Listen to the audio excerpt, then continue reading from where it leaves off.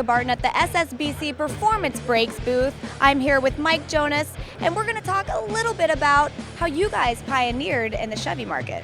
We started back in 1975 building stainless steel sleeve Corvette calipers. That was literally my dad and I started way back in 75, and he worked with him and he said basically, look, you're 15 years old, I need help, you're coming to work with me. I said, all right.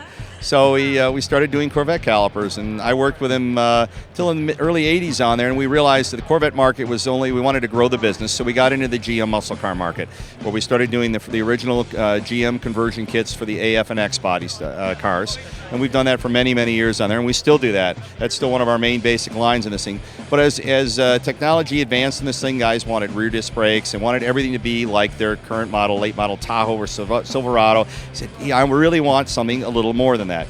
So what we ended up doing is having to go back and re-engineer things, and we do a caliper called an R1, which is basically a Cadillac or a Eldorado caliper. Has an internal parking brake in it that fits in a 15-inch wheel, and we do it with the stainless steel guts on there, and it works just like the original one did, except ours doesn't seize up on there because of the stainless guts.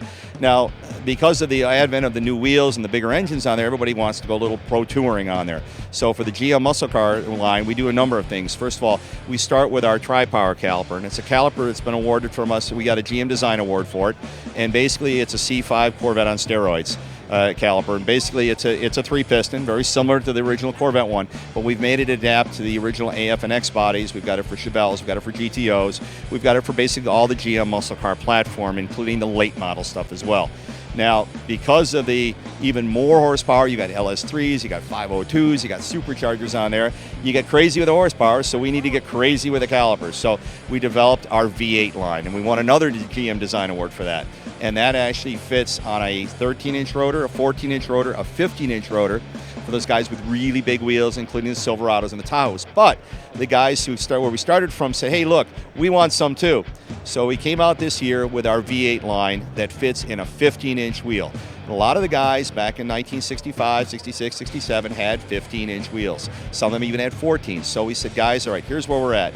You can have a V8 caliper, 8-piston caliper, uses C5 pads on a 12-inch rotor that fits into these 15 by 8-inch rally wheels. And then we even did one better by putting a 2-inch drop on the AF and X body cars on there. So we really kind of adapted our technology for the late model stuff and also for the early model stuff. And we are the only one. Our specialty really is fitting big calipers into small wheels, and that's really what we do best. Probably says a lot for you guys to be getting these awards from GM. I mean, that's got to talk a lot about your quality. Yeah, we're a 5-time award winner from GM, so it's really when you come into our lobby at our shop in there, it's one of the things we're real proud of on there, and it's done a lot of hard work with my team in there and the engineering team. But one of the things too is we build calipers, but you really also need to think about how these things are powered. We need to figure out ways to make them work. So behind us, what you're looking at now is some real shiny pieces on there. And what we've done here is really kind of filled out the line here. When we sell a kit, it's not just at the wheels on there, because we also include DOT braided stainless steel lines. Our calipers are DOT. We come complete with a set of instructions on there. So everything's bolt-on, but you still got to power it up. So now we have boosters, we have master cylinders, we have adjustable push rods, we have what we call our prop block, which allows us to reset, not the preset GM one, but now it allows you to adjust that one. So it drops right in. We have adjustable push rods. We have pressure gauge kits. So we've gone through and really talked to these guys and found out what they needed on there. A lot of these early cars, have these thumper cams in them, and they develop no vacuum at all. So we even have a vacuum pump now, which allows you to work all your accessories, your power brakes on vehicles that have these real big high lift cams in there. So we've sat down and listened to the mechanics, listened to the guys that drive these things, and come up with solutions for the problems. All right, and are things like this simple to install for these guys?